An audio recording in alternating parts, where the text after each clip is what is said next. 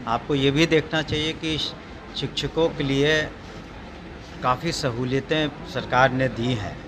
सभी को तनख्वाह 2 तारीख को मिल जाता है और यथासंभव उनकी जो पोस्टिंग्स हम लोग कर रहे हैं, जो नीतियां हम लोग करीब बना चुके हैं कि उनको मानवता के आधार पर और बिल्कुल उदार नीति है, तो सभी कुछ तो हम लोग कर ही रहे हैं।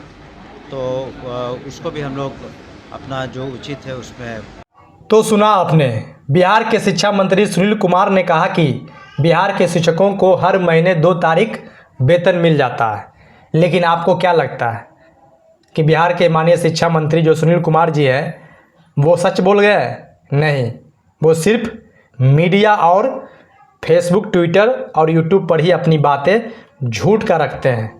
पिछले बार सदन में इन्होंने कहा था कि 48 घंटे का मोहलत दीजिए, हम स्कूलों का समय 10 से 4 कर देंगे। और आज उन्होंने मीडिया से बातचीत करने के दौरान कहा कि शिक्षकों को वेतन हर महीने के 2 तारीख को मिल जाता है। सफ़ेद झूठ। नेता लोग ऐसे ही होते हैं, सिर्फ कुर्सी की चिंता होती है। सिर्फ जनता के बीच शिक्षकों को बदनाम करने की लगातार कोशिश हो रही है। शायद शिक्षा मंत्री को पता है कि नहीं, ये बातें तो हम नहीं कहेंगे, क्योंकि मंत्री लोग जो होते हैं वो जानबूझकर भी अनजान बनते हैं।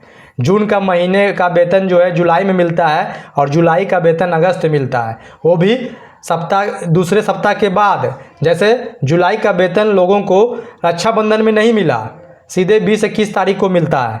और शिक्षा मंत्री जी कहते हैं कि शिक्षकों को वेतन हर महीने के 2 तारीख को मिल जाता है। अब इतना बड़ा कोई झूठ नेता ही बोल सकता है, क्योंकि उन्हें क्या, बिहार के गरीब के बच्चे पढ़े या ना पढ़े, गरीब शिक्षकों का घर द्वार चले या ना चले, इनका बयानबाजी चलना चाहिए। और ऐसे ही बयान आज देकर इन्होंने मीडिया में सनसनी बना दी है। शिक्षकों को वेतन 2 तारीख को तो मिलता नहीं है, पत्र भी जारी हुआ था कि 8 तारीख तक वेतन भुगतान हो जाना चाहिए, नहीं तो पेनाल्टी के साथ शिक्षकों का वेतन मिलेगा।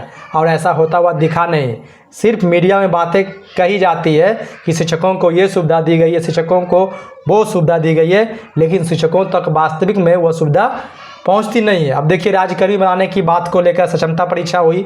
सक्षमता परीक्षा में 1,87,000 से अधिक शिक्षकों ने संघ विरोधी कार्य करते हुए, सरकार की बातों को पालन करते हुए, अपर मुख्य सचिव के पाठक के जो कार्यशैली थी उसको अपनाते हुए सक्षमता परीक्षा दिया। और 6 महीने बीतने को है, लेकिन ट्रांसफ़र पोस्टिंग पर अभी नियम ही बन रहे हैं, नियम कायदे कानून पर ही बातें होती दिख रही है। और आज शिक्षा विभाग ने कई लोगों के सदस्यों की एक टीम बनाकर तमिलनाडु भेजा है। अभी ट्रांसफ़र पोस्टिंग अभी भी नहीं होगी, क्योंकि अभी एक नई कमेटी बनकर जो है तमिलनाडु गई है। जो समाचार हम लोगों को प्राप्त हुआ है उसमें यही कहा गया है कि तमिलनाडु आज एक टीम गई है शिक्षा विभाग की, जो वहाँ का जो विधि व्यवस्था है शिक्षा विभाग को लेकर, शिक्षा को लेकर, पढ़ने पढ़ाने को लेकर, गुणवत्ता को लेकर, वहाँ से अध्ययन करके एक टीम आएगी। उसके बाद कुछ यहाँ पर होगा, तब तक काउंसलिंग चलती रहेगी।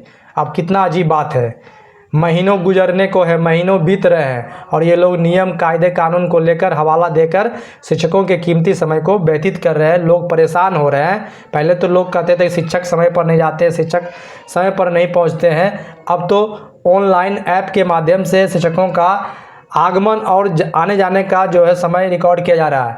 फिर भी शिक्षकों के साथ जो अन्याय है वो जारी है।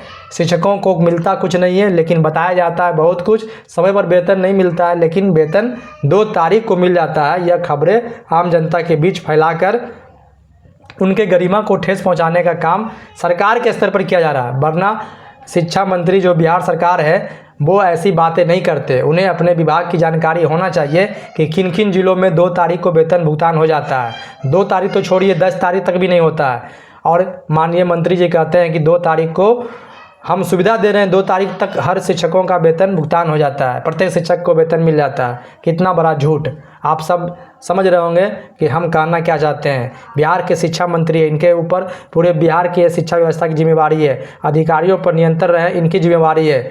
लेकिन ये तो ऐसे बोल जाते हैं जैसे लगता है कि इनको कुछ पता ही नहीं है, वरना ऐसी बातें वे कभी नहीं कहते। जानकारी लेकर मीडिया में अपनी बातें रखनी चाहिए। हालांकि ट्रांसफ़र पोस्टिंग को लेकर जो कमेटी बनी थी वह कमेटी भी अब फेल होती हुई दिख रही है, क्योंकि जो चर्चा हो रही है, जो खबरें निकल कर आ रही है वो यही आ रही है कि अब तमिलनाडु गई हुई जो टीम है वो वहाँ से आएगी अध्ययन करके, उसके बाद विचार विमर्श के बाद जो है रिपोर्ट आएगी, उसके बाद ट्रांसफ़र पोस्टिंग होगी।